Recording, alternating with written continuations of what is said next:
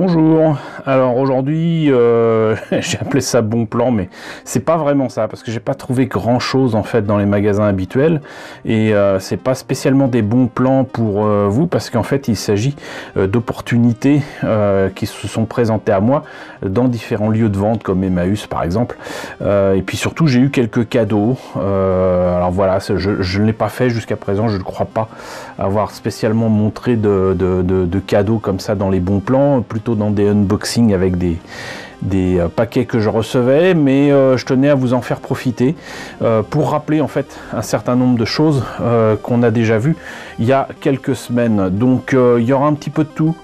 Il y aura du Nose, il y aura du Action, il y aura du Jiffy, il y aura du Emmaüs comme je disais. Voilà, donc on va revenir un petit peu sur tout ça, sur ce que j'ai pu trouver et qu'on m'a donné en fait ces dernières semaines. On va commencer par Emmaüs. J'y vais pas trop souvent, tout simplement parce qu'en fait les horaires et les jours où c'est ouvert, c'est pas spécialement adapté à mes passages en ville, mais il se trouve que le Emmaüs qu'il y a dans la ville la plus proche de chez moi, bon sincèrement en fait sur 7 ans que maintenant que je suis dans le sud, j'ai pas toujours trouvé grand chose d'intéressant, mais il se trouve que là par contre les 2 dernières fois que j'y suis allé, j'ai trouvé quand même des choses assez sympathiques et je tenais à vous en faire profiter. Vous rappelez d'ailleurs que du coup en regardant bien dans les sachets ou dans les bacs de figurines ou de jouets qu'il peut y avoir dans les Emmaüs que vous connaissez, on peut tomber des fois sur des choses assez vieilles comme par exemple ici ce fantôme de motard, et qui est donc en fait un jouet SOS fantôme. Alors je sais plus comment ça s'active. Ah voilà, on appuie là-dessus et hop, il se transforme en spectre terrifiant. Voilà, donc j'ai trouvé ça vraiment pas cher, avec un lot, donc je me suis dit tiens je vais le prendre, ça intéressera certainement des personnes dans mon entourage qui sont collectionneurs de ce genre de choses. D'ailleurs Romain Archeo Toys, coucou, si tu n'as pas cette figurine, ça m'étonnerait que tu ne l'aies pas, mais tu me préviendras. Donc pareil pour Indiana Toys, Toy Kitsch, dites-moi. Voilà, donc je l'ai eu vraiment pour une misère, pour une bouchée de pain.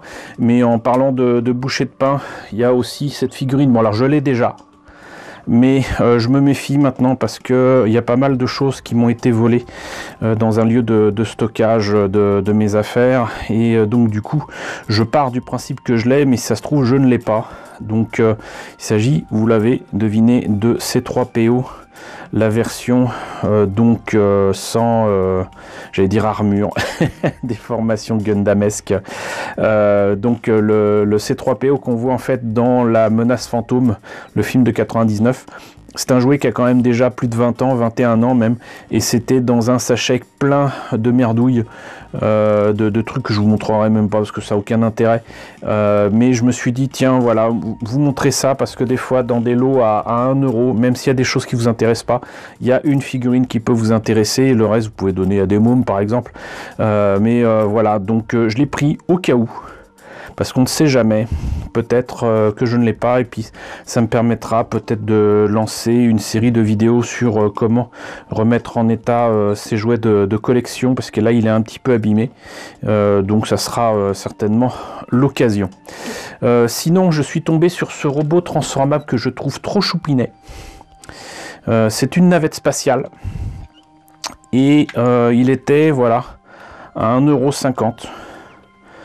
Voilà, alors je ne sais pas de quelle collection ça sort, j'ai pas spécialement cherché non plus, mais la transformation est extrêmement simplifiée, hein. De toute façon c'est très certainement fait aussi pour les enfants pas très vieux, mais donc vous avez les bras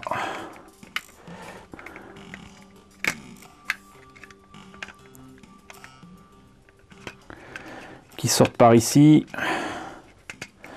avec les petites mains, hop là, voilà,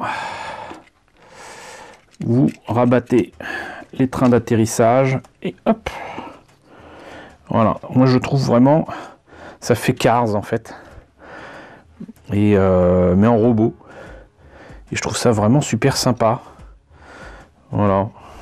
Et on oublie un petit peu trop souvent que parfois dans les jouets transformables, il faut aussi que ce soit un jouet. Voilà, il faut que ce soit quelque chose qu'il soit agréable à transformer, à passer d'une forme à une autre. Et là, c'est le cas.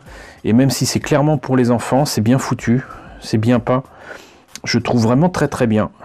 Et je vais l'ajouter à ma collection de robots avec plaisir. Voilà. Et sinon, il y a ces deux véhicules qui étaient à 2,50 € par contre. Et je les ai pris parce qu'en fait, l'ami Toy Kitsch, il y a quelques temps, avait fait un vide-grenier et avait trouvé des trucs comme ça. Et en fait, ce sont des véhicules qui se transforment en dinosaures. Et c'est des jouets Vitech qui sont très bavards, fonctionnent avec des piles. Je vais essayer de le... Voilà. Et voilà, vous devez entendre donc allume le moteur, donc je vais l'allumer là. Voilà, vous voyez, ça réagit, ça demande à... Voilà, hop. Voilà, et quand il est en véhicule, voilà, il fait des trucs. Ah, on peut choisir, alors ça c'est super sympa, on peut choisir, vous avez donc un écran avec donc le pilote qui apparaît, mais on peut choisir le pilote. Voilà. Voilà. Et ça doit être pareil là.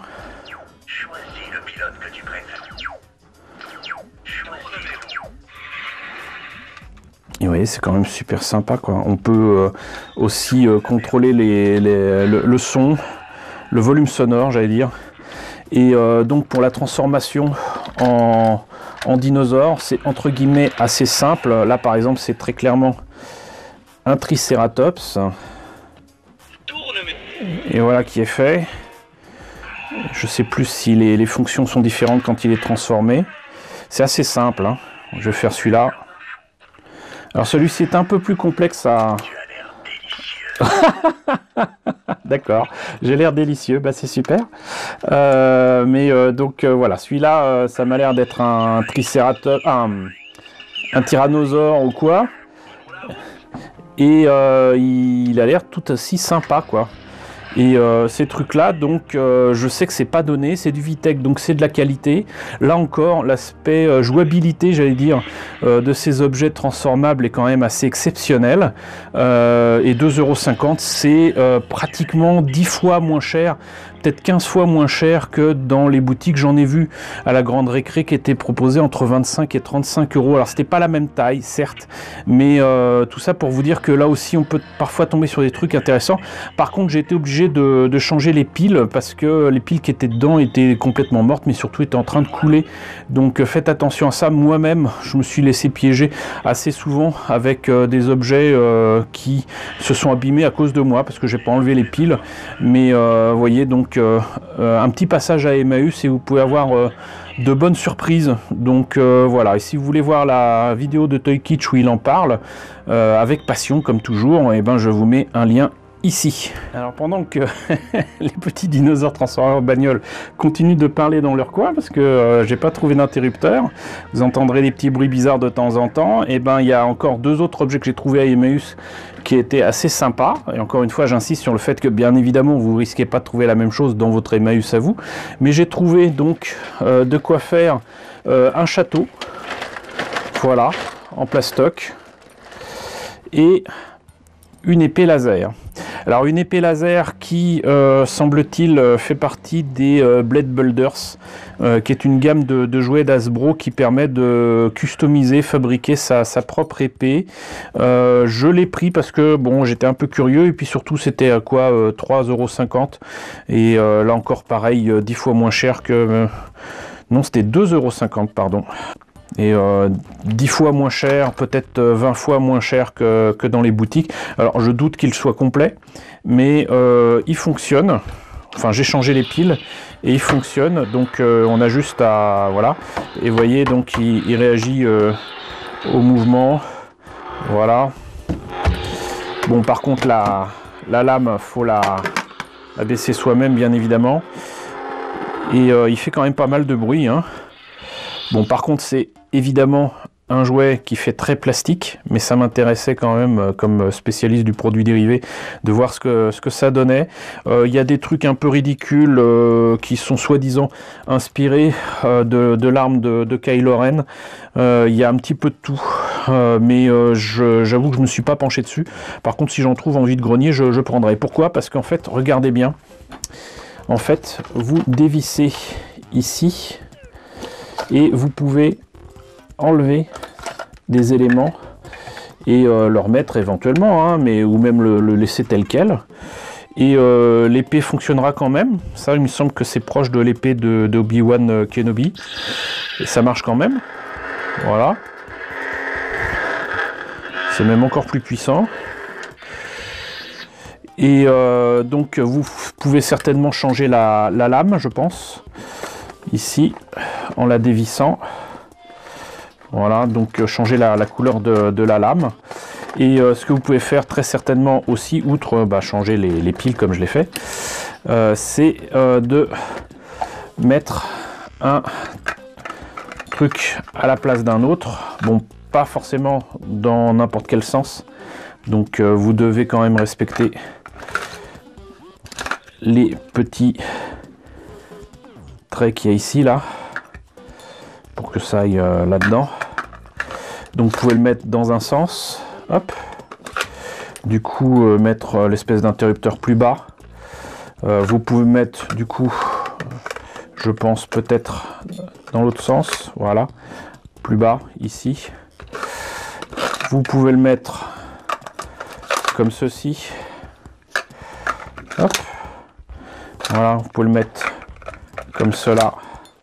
Et c'est suffisamment bien réfléchi pour que le bouton marche arrêt soit disponible. Que vous mettiez l'objet dans un sens ou un autre, vous aurez toujours accès à ce bouton.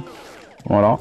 Et pareil ici, enfin presque, puisque visiblement vous pourrez le mettre que de cette façon-là et avoir un peu de mal quand même à appuyer dessus. Mais c'est faisable. C'est faisable et j'ai trouvé quand même cette façon de faire assez sympathique. Et au final, c'est quand même assez proche des sabres qu'on connaît de Star Wars. La preuve en est, je vous en ai apporté quelques-uns. Alors ici, un vieux, très vieux sabre, ce qui date de 96, je crois, de Hasbro, avec le sabre de Luke Skywalker. Alors vous voyez que, effectivement, le bouton pour le mettre en marche ici est quand même assez bas, comme aurait pu l'être celui-ci. Voilà, mais le sabre ici est beaucoup plus proche du sabre de Dark Vador, notamment ici, cet élément-là, l'élément évidemment de mise en marche du sabre, la partie ici rappelle ce que l'on a là. Voilà, c'est proche mais pas totalement identique. Et d'ailleurs j'en profite pour vous montrer un autre sabre que j'ai acheté à Emmaüs et je crois que je l'ai eu aussi il y a peut-être 1 ou 2 euros. Et voilà. Alors celui-ci normalement c'est celui de Dark Vador. Je sais plus quelle couleur il a pour la lame. Alors vous voyez, je vous parlais de remplacer les piles. Alors je viens de vérifier, les piles marchent parfaitement. Et c'est l'épée qui ne fonctionne plus. Je suis bien dégoûté parce que j'avais changé les piles, ça avait commencé à couler dedans. Ça fonctionnait quand même, j'aurais dû pousser un petit peu plus le nettoyage. Et je sais pas si c'est l'interrupteur, je sais pas si c'est à l'intérieur ou quoi, mais c'est dommage. Parce que c'est un des sabres laser qui coûte le plus cher. De chez Hasbro et qui fait du bruit, qui s'allume presque comme une Master Replica, pas totalement, ça reste quand même du plastique, mais voilà, c'est juste dommage. Mais voilà, c'est le genre de choses que vous pouvez trouver facilement dans des lieux comme Emmaüs, Secours catholique ou quoi, donc n'hésitez pas à visiter ce genre de lieu. Et bien sinon, voilà donc des éléments pour faire un joli château fort. On a certainement tous déjà vu des châteaux forts un peu mieux faits que ça, mais ce que je trouve intéressant c'est le côté modulaire. Vous voyez même le fond de ce donjon est fait avec donc un sol carrelé. Et puis bon, bah la forme ici des créneaux est quand même pas mal. C'est juste dommage que ce soit creux à l'intérieur. Mais c'est peut-être fait pour un jeu plutôt qu'un jouet, je ne sais pas. Reste que donc c'est l'aspect modulaire et la façon dont c'est pensé qui m'a intéressé. J'ai même trop de donjons. Ici, il y a très peu, je vais sortir là, très peu de murs. Et là, les meurtrières sont peut-être un peu grandes. C'est ça qui m'a fait dire que c'était peut-être fait pour un jeu plutôt qu'un jouet. Il y a un pont-levis. Voilà. Et une fois de plus, j'ai pensé à ça pour mes différents projets de mettre en valeur mes maquettes d'Aura Battler d'Unbind, puisque pour ceux qui ne le sauraient pas, Aura Battler d'Unbind se situe dans un monde fantastique, un monde médiéval. Donc il y a des châteaux, il y a des trucs dans ce genre-là, et je pourrais très bien mettre un Aura Battler Aura 72 sur le sommet d'un donjon comme ça. Ça peut le faire, voilà. Et puis encore une fois, le prix annonçait, comment dirais-je, un achat assez rapide. C'était à 3 €, 3,50 €. Donc moi je trouve ça intéressant, et là encore c'était quelque chose que je n'imaginais pas trouver à Emmaüs ce jour-là, je savais même pas que ça existait.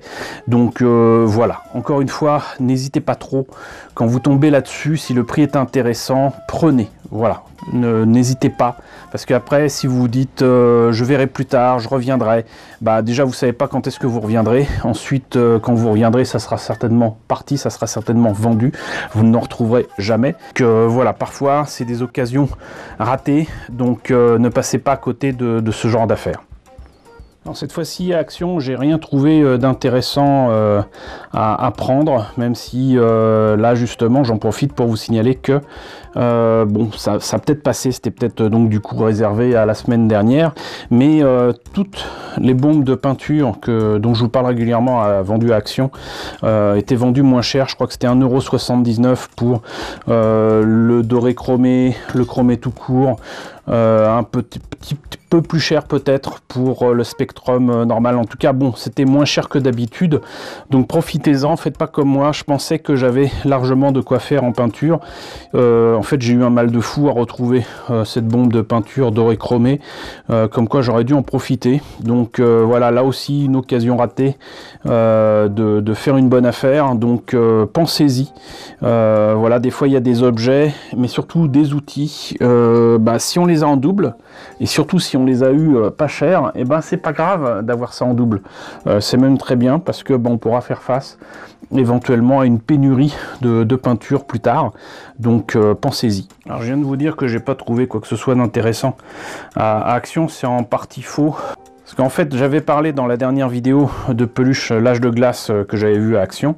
Et c'est l'ami Gilbert, coucou Gilbert, de Kitcopter, que j'ai enfin rencontré à Avignon Geek Expo, qui m'a fait la surprise de m'offrir ceci.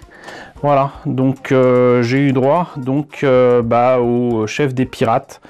Visiblement un gorille, en tout cas un être simiesque de l'âge de glace 4 ou 5, je sais plus. Et voilà, donc il va rejoindre ma collection de peluches de dessins animés. Et sinon, il m'a fait le plaisir aussi de m'offrir ceci. Voilà, c'est le U-Wing. Alors je l'avais déjà, mais là justement j'en profite pour signifier que quand je vous parle de certains objets dans des boutiques, ça ne veut pas dire que vous aurez exactement la même chose dans la vôtre. Et il se trouve que ces maquettes de Rogue One, moi je les avais pas dans mon foire fouille. Dans mon foire fouille, ça fait 4 ans qu'ils se baladent avec les kits du réveil de la force. D'ailleurs, j'en profite aussi pour vous dire que je les avais vus à 5 €, j'y suis repassé la semaine dernière et c'est revenu à 15 €. Donc voilà, C'était uniquement pendant les soldes que c'était 3 fois moins cher que le prix habituel qu'ils proposent depuis 4 ans. Il faudrait peut-être un jour qu'ils comprennent que il faut s'en débarrasser tant qu'ils peuvent. Mais voilà, donc c'était à 5 € à un moment, ça ne l'est plus. Et Gibert m'a offert ce Ewing, ça c'est super cool. Ça veut dire que en fait il avait aussi éventuellement le AT-ACT qui traînait là-bas. Peut-être même avez-vous des foirefouilles qui ont des maquettes comme ça de Revell, non pas de Rogue One, mais du film Solo, qui sait, et les maquettes en question sont vachement chouettes. Voilà, donc pensez-y.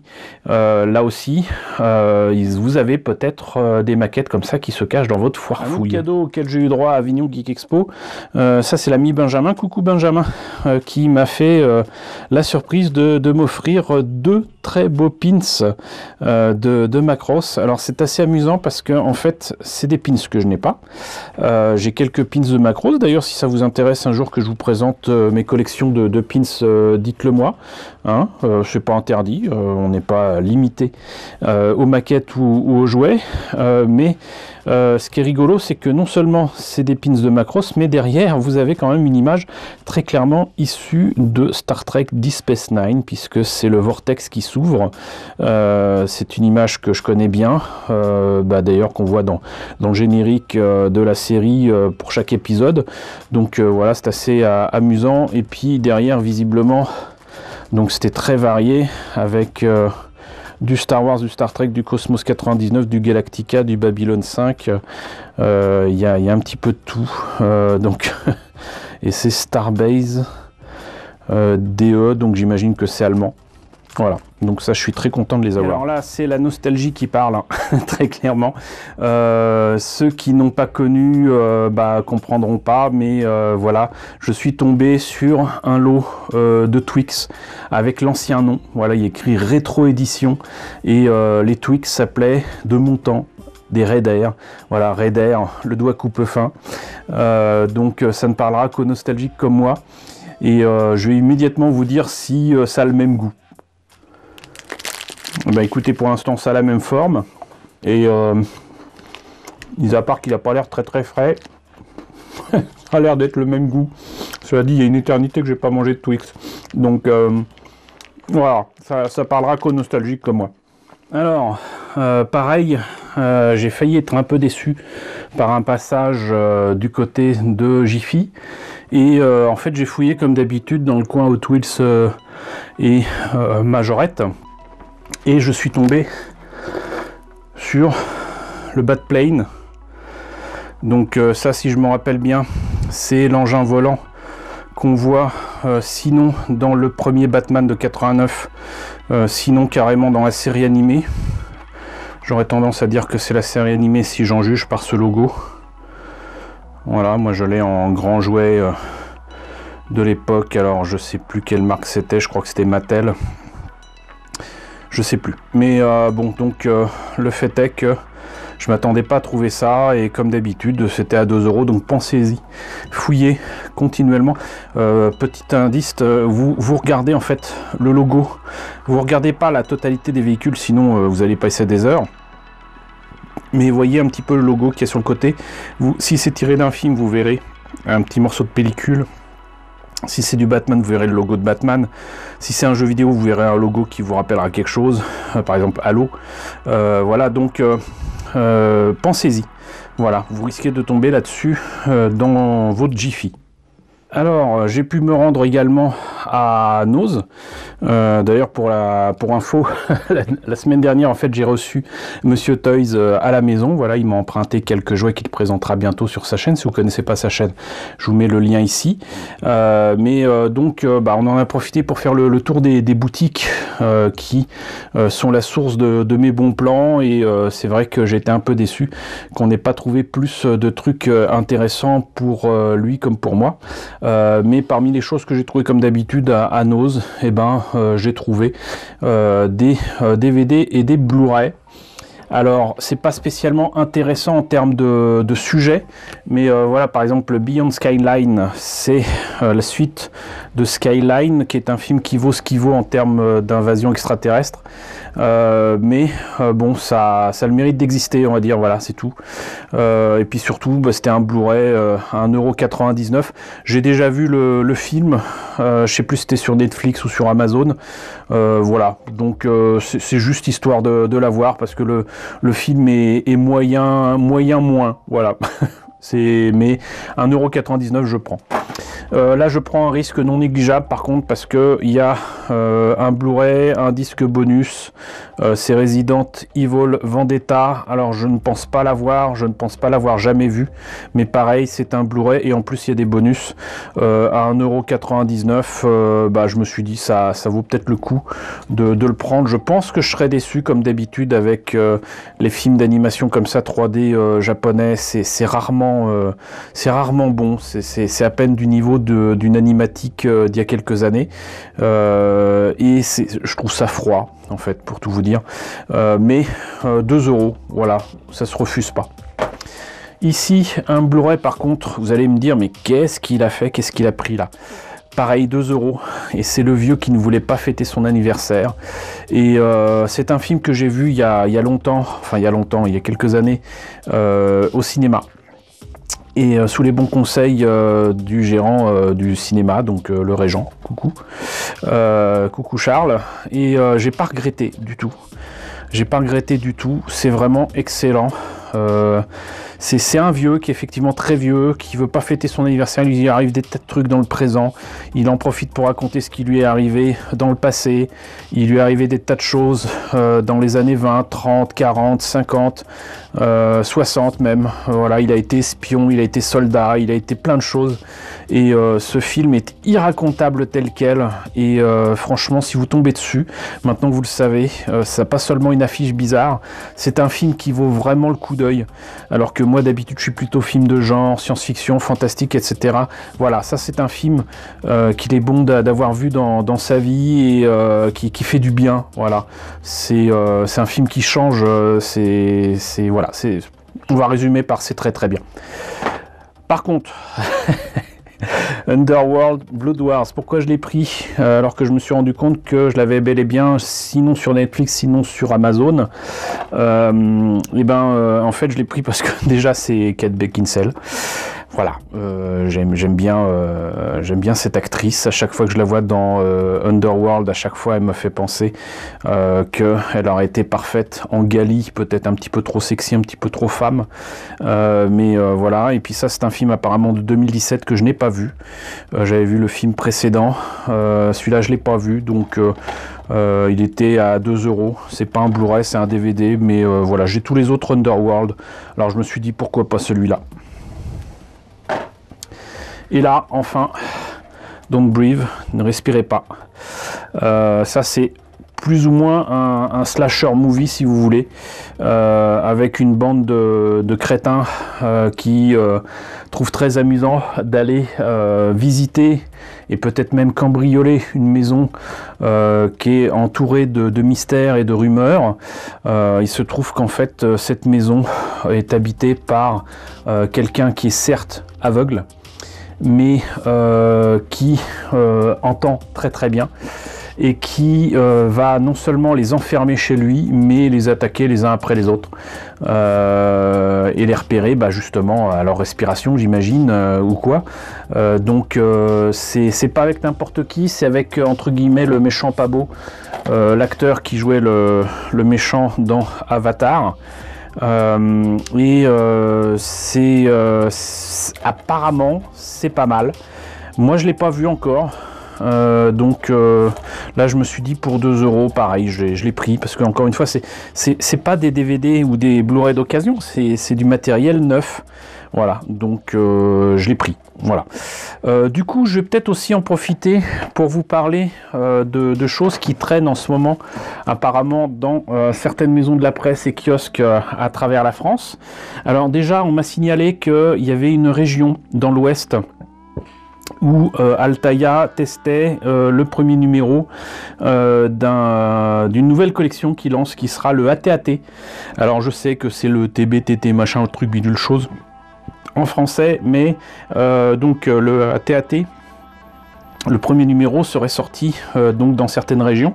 Et quel en est l'intérêt? Alors déjà parce que le premier numéro est pas cher, ensuite présente des pièces qui représentent la tête de la TAT, et surtout apparemment ça serait exactement la même échelle que la grosse maquette ignoble de Revell que je vous ai présenté il n'y a pas très longtemps, donc à savoir du 1,47. Donc c'est assez étonnant, et donc les pièces de la tête permettraient certainement d'arranger la maquette de Revell. Donc ça peut être intéressant. Si vous avez ça dans votre région, profitez-en.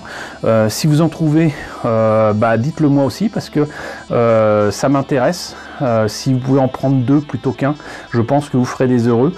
Et ça m'intéresse de voir ça. Sinon, il y a aussi du Star Wars, toujours chez Altaïa, mais cette fois-ci avec Star Wars Légion. Alors Star Wars Légion, c'est une gamme de figurines, et c'est un jeu de plateau que je ne connais pas, hein, évidemment, mais qui m'intéresse parce qu'il y a des figurines, apparemment elles sont à peindre, et c'est un peu comme donc la collection Games Workshop, donc Warhammer 40 000 Conquest chez Hachette Collection, et il y aurait un premier numéro qui serait sorti là, et pas spécialement en, comment dirais-je, en test, mais j'ai quelques amis qui l'ont trouvé plus facilement que le AT-AT, ça c'est clair.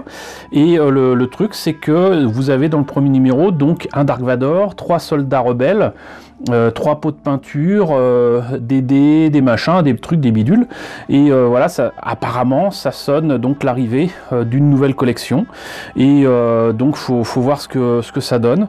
Et là pareil, ça m'intéresse. Du coup j'ai un ami, JR, coucou JR, qui va me filer ça à mon passage à Japan Tour Festival. Donc j'ai déjà un numéro qui m'est réservé, j'en parlerai donc très logiquement la semaine prochaine à mon retour de Tours, donc comptez une semaine là, peut-être donc mercredi prochain. Je vous parlerai de tout ça, et on verra ce que ça donne, mais en tout cas si vous l'avez dans votre maison de la presse ou dans votre kiosque, profitez-en. À ce prix là, sincèrement ça serait dommage de s'en priver. Les figurines, je sais pas quelle est l'échelle exacte, mais si ça s'approche du 1,47, c'est compatible avec le Snowspeeder, c'est compatible avec le AT-AT, c'est compatible avec pas mal de choses, mais encore une fois à ce prix là, pourquoi s'en priver? Donc voyons un petit peu ce que ça donne. Je parlais de Japan Tour Festival, donc je rappelle que ce week-end, en fait à partir de ce vendredi, je serai présent à Tours pour Japan Tour Festival. Je ne serai pas sur un stand en particulier, j'y vais pour animer au moins 2 conférences et aider un petit peu sur place. Donc voilà, vous m'y verrez si vous y allez. Donc Japan Tour Festival, là c'est cette semaine, ce week-end jusqu'au 1er mars. Voilà, écoutez, j'espère que cette vidéo vous a intéressé. N'hésitez pas à me dire ce qu'il en est dans la section commentaires, ce que vous avez trouvé, ce que vous avez vu de votre côté.